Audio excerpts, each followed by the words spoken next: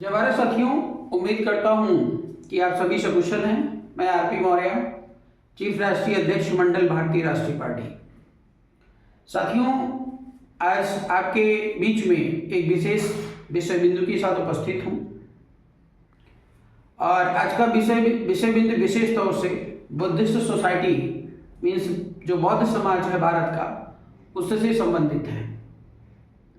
सभी बुद्धिस्ट भाइयों को मेरा सादर नमो बुद्ध है। जैसा कि आप सभी को पता है कि भारत देश के अंदर भारतीय संविधान के तहत बुद्धिस्ट का कोई सर्टिफिकेट नहीं मिलता है। कहने का मतलब क्या है? भारतीय संविधान के अनुसार अभी भी हम हिंदू हैं। आर्टिकल 25B ये कहती है कि जितने भी विचारधारा हैं, कहने का मतलब बुद्धिज्म ले लो, सिख को अलग कर लिया गया है और इनको कबीर साहब की विचारधारा, रविदास साहब की विचार, मतलब जितने भी बीच में आइडियोलॉजी बुद्ध विचारधारा से रिलेटेड हैं वे सभी हिंदू धर्म के अंतर्गत आते हैं। कहने का मेरा मतलब फाइनल ये है कि बुद्धिस्ट पर्सनल लॉ इस देश में अभी तक न बना है और न लागू हुआ है, जिसके चलते हम हिंदू धर्म से अलग नहीं हैं। वैसे तमाम संगठन इस देश में काम कर रहे हैं, अपने को बुद्धिज्म की संज्ञा देते हैं, बुद्धिस्ट बताते हैं। ठीक है, मानसिक रूप से आप बुद्धिस्ट हो चुके हैं, लेकिन आप लिखित रूप से बुद्धिस्ट नहीं हैं। तो जो भी नियम कानून बनता है वो हिंदू एक्ट के तहत ही आपके लिए बनता है और आपके लिए लागू होता है। ये बहुत कम लोगों को पता है। विशेष तौर से हमारे देश के जितने भी भिक्षु संघ हैं, जगह जगह बुद्ध विहार में जो है धम्म का प्रचार प्रसार कर रहे हैं, उनसे भी मेरा निवेदन है कि आर्टिकल 25B पर एक बार गहनता से विचार विमर्श करने की जरूरत है और बुद्धिस्ट पर्सनल लॉ जो है लिखने बनाने की जरूरत है। हम आपके साथ हैं साथियों। ऐसे में बुद्धिस्ट जो विरासत है, एक तरफ तो बुद्धिज्म को हिंदुज्म के अंतर्गत रखा गया है, बुद्धिज्म के ऊपर हिंदुज्म की काई लग रही है, उसके ऊपर अतिक्रमण हो रहा है, उसको खत्म किया जा रहा है, उसको मिटाया जा रहा है। ऐसे बहुत सारे उदाहरण आपको देखने को मिलेंगे। सबसे बड़ा उदाहरण तो अयोध्या का ले लीजिए। अयोध्या की जो लड़ाई है वो हम ही लड़ रहे थे। विनीत मौर्य, आरपी मौर्य का नाम आप बेहतर तरीके से जानते होंगे। और लड़ाई के दौरान 40 दिनों की सुनवाई के बाद सुप्रीम कोर्ट ने कोई एविडेंस भगवान श्री राम के नहीं पाया, ना तो एविडेंस वहां पे सिद्ध हो पाया। ASI की रिपोर्ट ने टोटल बुद्धिज्म की रिपोर्ट को दिया। बुद्धिज्म की रिपोर्ट देने के बाद उनकी समरी ऑफ रिजल्ट में लिखा हुआ है कि जो है यह टेम्पल है, और टेम्पल किसका टेम्पल? भगवान बुद्ध का टेम्पल है। भगवान बुद्ध का टेम्पल होने के बाद temple, T for temple, temple that is the part of the Hinduism. तो हिंदू का पार्ट होने के नाते, ज्यादा से ज्यादा संख्या में हिंदुओं की दिखाने के नाते, भावनाओं को लेकर के सुप्रीम कोर्ट ने ऑर्डर सुना दिया कि इस देश में सुख और शांति बनी रहेगी, अयोध्या में राम मंदिर का निर्माण होगा। मतलब बुद्धिज्म की बात है, भगवान बुद्ध की बात है, वो दब गई।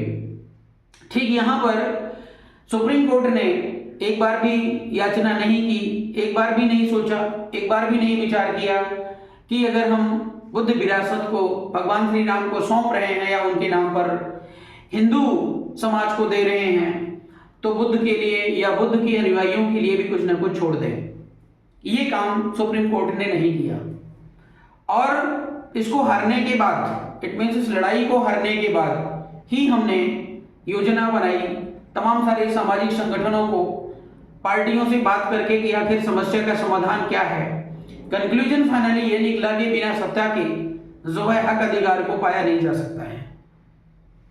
और जिस एक्ट की मैं बात कर रहा हूं, बुद्धिस्ट पर्सनल लॉ, उसको अगर हमें लागू करना है, हमको बुद्धिज्म को अलग करना है, तो निश्चित तौर पर पार्लियामेंट में आपकी विचारधारा के लोग होने चाहिए, आपकी विचारधारा का बिल पास होना चाहिए और तब जाकर के भारतीय संविधान में संशोधन होगा। उससे पहले संशोधन होने की कोई गुंजाइश नहीं है।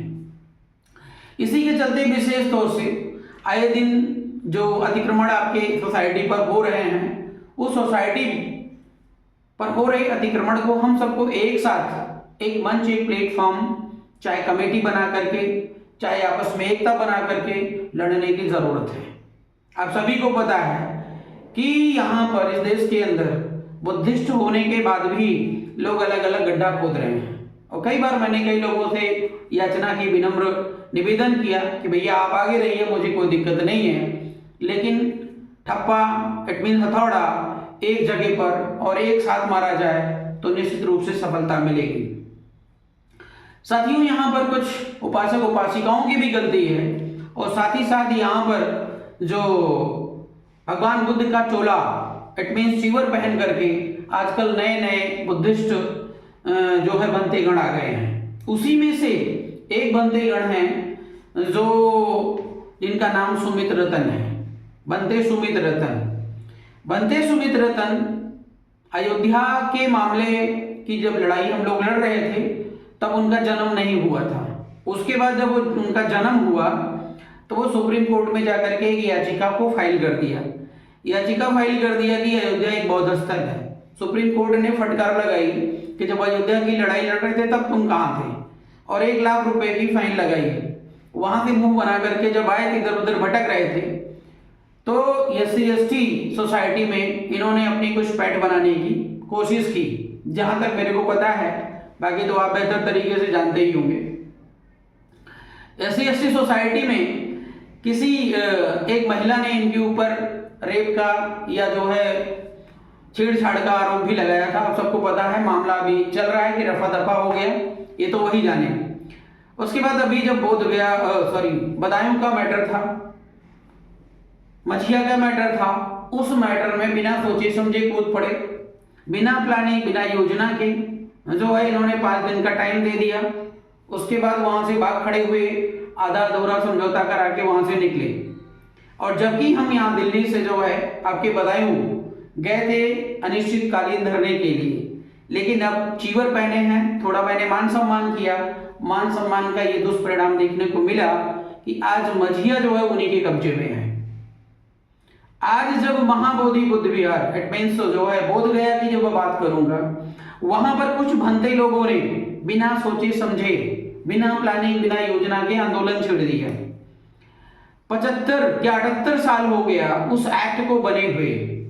आप गिन लीजिए, 1949 से लेकर के अभी तक बोध गया में 5 हिंदू और 4 बुद्धिस्ट जो है उस पूरी के पूरे मैनेजमेंट कमेटी को देख रहे हैं। अभी तक जितने भी लोग आए, जितने भी बुद्धिस्ट बनते गण रहे हैं या उपासक उपासिका, नहीं किसी के दिमाग में ये बात नहीं है, और आई भी तो डायरेक्ट जो है बोध गया में आंदोलन करने बैठ गए। भारतीय संविधान ये कहता है कि तुम हिंदू हो, तो बिहार सरकार कैसे इस एक्ट को खत्म कर देगी? सोचने वाली बात है। अगर बिहार सरकार उस एक्ट को खत्म कर देती है तो भारतीय संविधान की अवहेलना होती है। ये बात सत्य है कि बौद्धिज्म को हिंदुइज्म से अलग होना चाहिए, लेकिन उससे पहले आपको एक्ट बनाने की जरूरत है, पार्लियामेंट में बिल पास करने की जरूरत है, अपनी एकता को दिखाने की जरूरत है, यूनिटी को मेंटेन करने की जरूरत है, एक साथ गड्ढा खोदने की जरूरत है, एक साथ हथौड़ा मारने की जरूरत है। लेकिन आजकल यहाँ पर वही जिस सुमित रतन की मैं बात कर रहा हूं, वही कल अखिलेश यादव के चरणों में पड़ा हुआ था बंदा। मतलब एक राजनीतिक धर्म के नाम पर एक राजनीतिक प्लेटफॉर्म की तैयारी में अगला है कि हमें कहीं मंत्री संतरी बनने को मौका मिल जाएगा। मैं बोल इसलिए रही हूं कि देखो, चीवर का या कभी किसी बाबा का सम्मान की एक लिमिट होती है। आज वहां पर बोध गया में अगला बंदा बैठा हुआ है, 3-4 लोगों की एक पोस्टर जारी होता है कि बोध गया को मुक्त करवाने के लिए हम 4 लोग नेतृत्व कर रहे हैं, और बताया जा रहा है कि लोग उपासक उपासिका ना आकर के चीवर धारण करके आओ, कहे खाली जो बुद्धिस्ट लोग मीन्स जो बनते गण हैं वही उस आंदोलन को लड़ेंगे। उसमें एक नंबर जारी हुआ। अब नंबर जारी हुआ तो मैंने कहा कि भाई बात करता हूं, कौन सी कमेटी बन रही है, क्या हो रहा है, क्या लड़ाई चल रही है, क्योंकि चिंता तो रहती है क्योंकि हम लोग पार्टी के बिहाफ पर भी स्वर्णिम भारत का सपना लेकर चल रहे हैं। अशोका राज की स्थापना की बात कर रहे हैं, उसके लिए हम दिन रात काम कर रहे हैं। भारत देश में पहली एक ऐसी पार्टी है जो पूर्ण लोकतांत्रिक व्यवस्था को मेंटेन करती है, वो पार्टी अपने भारत देश को दी है, तो चिंता तो रहती है।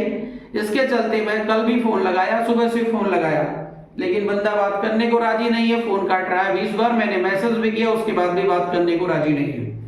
आप लोग भी नंबर लगा करके देख लीजिए, ट्राई कर लीजिए क्या योजना है, क्या प्लानिंग है। कहने का मतलब कुल मिलाकर के बोध गया का जो प्रयास हमारा था, मैं पहले भी जाने वाला था, लेकिन वहां के बंदे लामा जी ने घोषणा की कि नहीं, प्रशासन आकर के हमसे बात कर रहा है, आज नहीं कल, कल नहीं परसों जो है कंक्लूजन निकाल देगा, इसलिए हम रुक गए कि खामखा हम ऊर्जा क्यों बेकार करें और समस्या का समाधान निकल आएगा। लेकिन बिना प्लानिंग, बिना योजना के इस प्रकार के टंट घंट करने से कोई कंक्लूजन नहीं निकलेगा। और मैं गारंटी देता हूं, बनते सुमित्रतन, मैं आपको चैलेंज करता हूं कि आप उस एक्ट को अभी नहीं बदलवा सकते हो, और जरूरत है आपकी बुद्धि और विवेक को थोड़ा कूल करने की जरूरत है।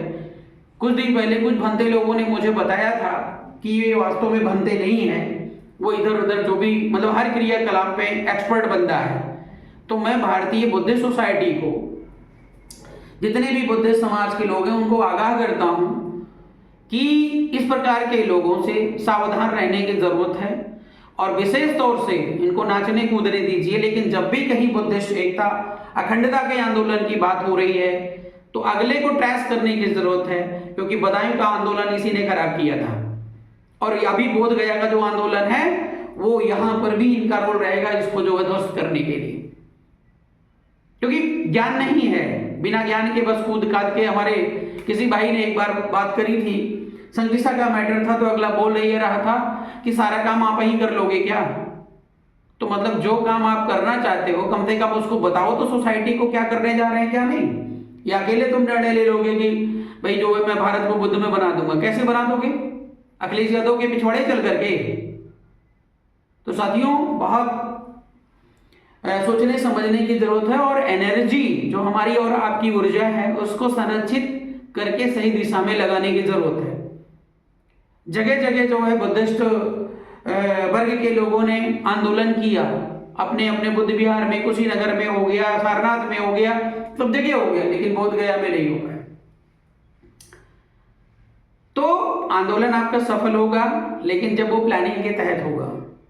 तो सबसे पहले अगर किसी भी जो है बंदेगण में या किसी भी बुद्धिस्ट उपासक उपासिका, मैं सभी को चैलेंज करता हूं कि जो है बुद्धिस्ट पर्सनल एक्ट को लिखो और ला करके सोसाइटी में पेश करो, और इंडिया में बुद्धिस्ट समाज को लीड करने के लिए, हक अधिकार दिलाने के लिए एक ऐसी कमेटी बनाओ जिसमें जितने भी बुद्धिस्ट संगठन हैं वे सभी उसके मेंबर रहें, और मिल करके एक निर्णय और एक फैसला लें। और जो उस कमेटी का मेंबर नहीं होता है, जो उस कमेटी के सामने नौटंकी करता है या उसके बियॉन्ड काम करता है, वो पक्का जो है बुद्धिज्म के खिलाफ है। वो बुद्ध के लिए नहीं लड़ रहा है, वो मोदी के लिए, योगी के लिए या अन्य किसी के लिए लड़ रहा है। तो ये चीज करने की जरूरत है, और पूरे समाज से मैं ये गुजारिश और अपील करूंगा कि बोध गया का मामला या बोध गया के मुक्ति आंदोलन का मामला कोई मतलब नहीं है, उसका कोई अर्थ नहीं है अभी लड़ाई लड़ने का। जो शांति से चल रहा है वो चलते रहने देना चाहिए, और हमें और आपको एकता बना करके सबसे पहले बुद्धिस्ट पर्सनल लॉ पे हमें काम करने की जरूरत है, दिल्ली घेरने की जरूरत है, और हमें मांग करने की जरूरत है कि हमारा Buddhist personal law act, it means उसको पहले पास किया जाए। और जैसे वो पास होता है तुरंत ये जो बिहार में बनाया गया बीटी एक्ट है, ये 2 मिनट भी नहीं रुक पाएगा। इसलिए मेरा निवेदन है, आप लोग बुद्धिमत्ता का परिचय दीजिए, और ऐसे लोग जो लाश पे राजनीति करते हैं, किसी की मौत पे राजनीति करते हैं, किसी की विपदा पे राजनीति करते हैं, चाहे वो कोई बाबा हो गया, चाहे वो कोई भंते हो गया, चाहे वो कोई नेता हो गया, ऐसे लोगों से आपको अलर्ट रहने की जरूरत है। अन्यथा 75 सालों से 78 सालों से आप यही काम कर रहे हो, और आपके देश की समस्या, आपकी समस्या ज्यों की त्यों बनी हुई है। अगर आप सोचोगे, समझोगे, खुद को बदलोगे, तो निश्चित तौर पर आपकी दिशा दशा बदलेगी, देश बदलेगा, समाज बदलेगा, और फिर भारत देश सोने की चिड़िया बनेगा। बहुत बहुत धन्यवाद।